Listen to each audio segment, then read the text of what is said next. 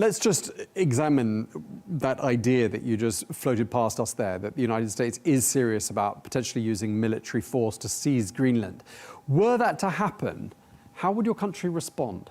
Well, then our troops up there would have to fight back against the Americans, and we would have a war between Denmark, the United States, and hopefully allies would be on our side as well, and NATO would melt down completely. It should be a completely unthinkable scenario, but unfortunately it's a scenario that right now we can't rule that out, and it would be such a disaster and one of the dumbest wars in history. Is Denmark prepared for a prolonged confrontation with the US over Greenland?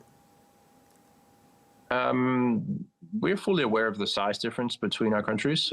They're 60 times bigger than us, so of course they can destroy us and kill our soldiers. But that's not going to change our position. We can't give up land and people to a country that has absolutely no right to it, and there isn't a shadow of a legitimacy behind it. We just can't do that.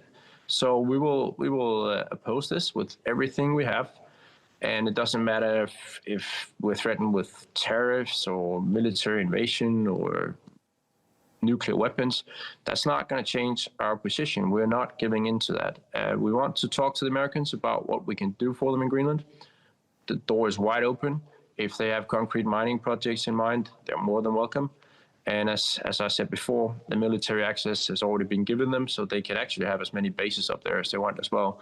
But Greenland must be run by the Greenlanders, and they do not want to become Americans. They want to stay with Denmark, and they want to run their own country.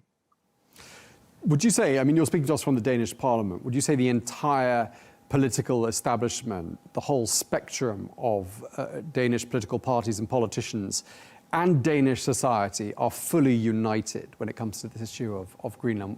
Are there any polls, are there any figures you can offer us?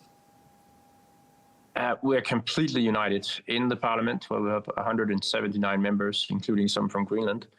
There isn't anybody that wants to hand over Greenland to the Americans. And it's the same in the Greenlandic parliament. Their local parliament, where they have 31 members, it's 31 members that don't want to become part of the United States. They're crystal clear about it. So there's no way we're going to agree to that. And it's not a matter of a price or negotiation or anything. It's that the Americans are talking about, well, if they give a lot of money to the Greenlanders. No, people are not selling their countries, and certainly not to someone who keeps threatening with military force to subjugate them.